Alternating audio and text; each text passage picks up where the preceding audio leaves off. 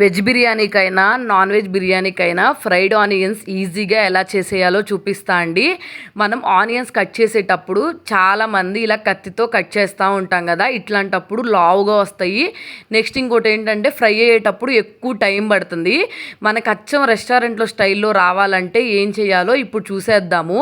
మన దగ్గర పొటాటోస్ని స్లైస్ చేసే స్లైసర్ ఉంటుంది కదా, దాంతో ఈజీగా మనం ఆనియన్స్ని మధ్యలో కట్ చేసి ఇట్లా స్లైస్ చేసామనుకోండి, మన దగ్గర ఎన్ని కేజీలు ఆనియన్స్ ఉన్నా కానీ చాలా ఈజీగా అయితే ఇట్లాగా స్లైస్ చేసేసుకోవచ్చు. ఇంకోటి ఏంటంటే ఎక్కువ క్వాంటిటీలో రైతా చేసేటప్పుడు కూడా ఈ టిప్ చాలా బాగా ఉపయోగపడుతుందండి. ఇలా సన్నగా కట్ చేసుకోవటం వల్ల కూడా మనం బిర్యానీ చేసేటప్పుడు ఎక్కువ టైం పట్టకుండా చాలా తొందరగా అయితే ఫ్రై అవుతాయండి ఆనియన్స్.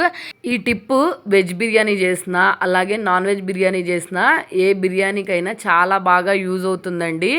ఈ ఆనియన్స్తో బిర్యానీ చేయటం వల్ల కూడా టేస్ట్ చాలా బాగుంటుందండి. అందుకే మనం బయట కొనుక్కునే రెస్టారెంట్లో బిర్యానీ ఇంత టేస్ట్గా ఉండటం కారణం. ఇంతకన్నా టేస్టీగా మనం ఇంట్లోనే చేసేసుకోవచ్చు. ఈ టిప్ మీకు నచ్చితే మాత్రం వెంటనే సబ్స్క్రైబ్ చేసేసుకోండి.